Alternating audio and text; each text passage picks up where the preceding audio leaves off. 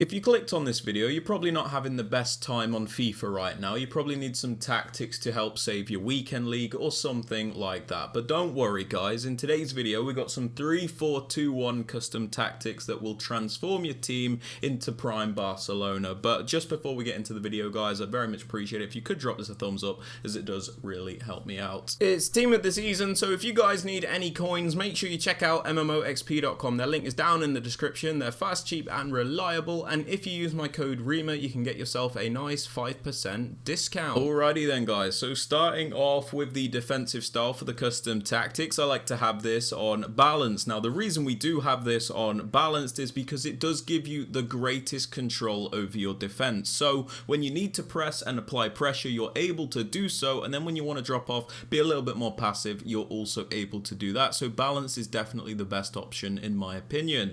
Moving on to the width guys for the defense, I like to have this on about 35. The reason for this is this team can defend in a back five, which means we can get away with using a lower width than we might with like a 4-back formation. This is because we have 5 defenders, meaning we can tuck them in a little bit closer together so we can have a bit more of a narrow defense, because we have a bit of extra natural width because of the extra player in defense, if that makes sense. So 35 width works really well to primarily cover those narrow areas, but we still have natural width to cover the wide areas too.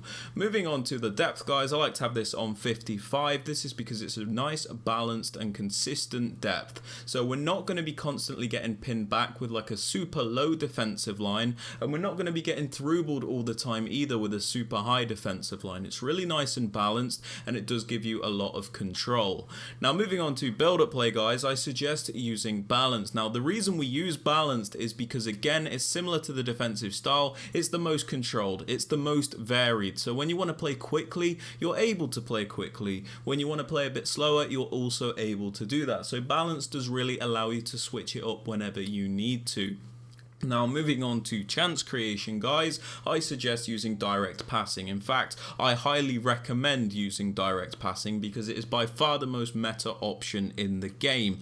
The reason for this is when you use direct passing, your attacking players will like bunch up against the defenders, you know like when a striker has their back against the defender, it's very difficult for the defender to get the ball in that situation. You're also able to do the really overpowered 1v1 plays from those situations and beat the defender with ease. Players also make the extra movements in the box so you can get off that extra pass and guarantee the goals. This is why direct passing is super important for the meta of this game.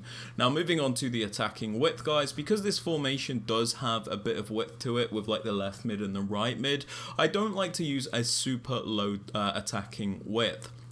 So the reason we have this on about 47 is so we can keep the nice width that our left mid and right mid brings, but we don't want to overdo that and have like a super high width because the distance between everyone on the team is just too great, and that is not ideal. So 47 just seems to work very well. Now moving on to players in box, I have this on 6. The reason we do this is so we can get some players into the box, but we don't overcommit the entire team to the point where we're always getting counter-attacked and leaking goals. As for corners and free kicks, these are pretty much down to preference, but the reason I have these on 1 is because there is a set piece routine that I use which requires them to be on 1. There is a link to that if you are interested in the top right hand corner of the screen. But the players you want to use in this formation guys, you do have a lot of variety, you have a lot of choice, you have a lot of freedom, but I'm just going to make some suggestions to maybe help you guys out if you're struggling. The striker, you can pretty much use who you want, but I would suggest using a nice well-rounded player.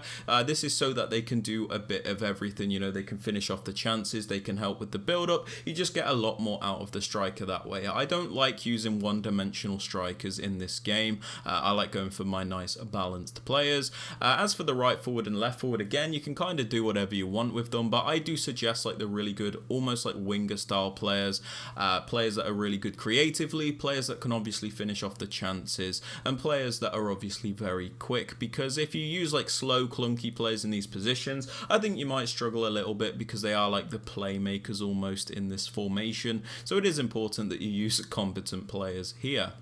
Now, as for the right mid and the left mid, this is where you guys can make a choice. So what I like to do is I almost have like I have a fullback in the left mid position. This is somebody that is going to be much more solid defensively, but maybe lacks that attacking flair going forward. And then in the right mid position, I have more of an actual attacker here, somebody that's going to be really good going forward, and then maybe not as good when we are defending. That's just a nice balance I like to have. You guys might not want to do that. If you want to make this super defensive, for example, you could use 2 fullbacks in the right mid and left mid position. If you want to make it super attacking, you could use 2 wingers. You get what I'm saying. So yeah, it's completely up to you really. As for the 2 centre mids, I like to go for like a balance between the two. So I like to go for a more defensive minded player in Casemiro on the left hand side. This is somebody that's just going to make us a lot more defensively sound, because it is super important in this formation, as you can get ripped to shreds quite easily if you're not if you don't have a balanced team, that is. As for the right centre mid, I like to go for like a more box-to-box style player. This is somebody that's going to be able to help us with the transitional play, so they're going to go from like defense to attack. They're going to do a bit of everything basically. I like to have that balance in the midfield. You guys might not, and that is fine. As for the 3 centre backs, honestly, you can pretty much use whoever you want. Just make sure they're meta enough, you know, like they've got the pace, they've got the defensive stats, because that is super important. You don't want to be getting ripped to shreds all the time. The goalkeeper really doesn't matter though. You can pretty much use whoever you want, because they're all garbage in this game. Okay then guys, so moving on to the player instructions. Finally, we got there in the end. We have the striker on stay central, and we also have him on mixed attack. Now, the reason I have him on stay central is because I don't want him drifting off into those wide areas. You know, we've already got enough wider players in this formation. We want the striker to be in the correct position. We want him to be in the middle, so he's always there when we need him. We also have him on mixed attack as opposed to getting behind, because I feel like getting behind makes strikers especially one-dimensional, and I don't really like that. They're always making the same runs and they don't actually do too much. It's very predictable. Mixed attack means they're going to make more versatile movements, and they get more involved in the build-up as well, so I do really like that.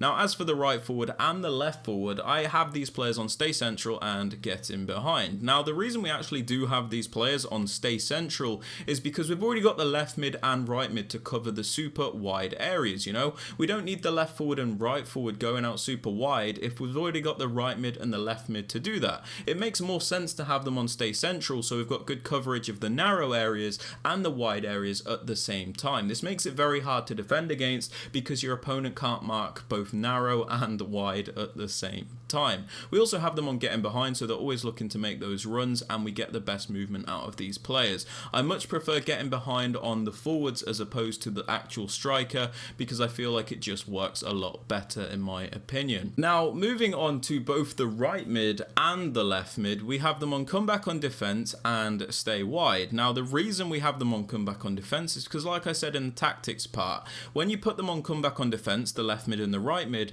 they come back to defend right next to the right centre back and the left centre back. So they tuck in right next to them, and it makes it defend in a back five. This is super important, because then it makes us good defensively as well as offensively. Defending in a 3-back is very difficult, so it's important to make this a 5-back so you're solid in defence as well. We also have them on stay wide because, like I said, we have the right forward and the left forward on stay central. So we want these players to stay wide so they can almost like hug the sidelines and give us width to our attack. We don't need these players running narrow because we've already got the forwards to do that, so we want them to stay wide.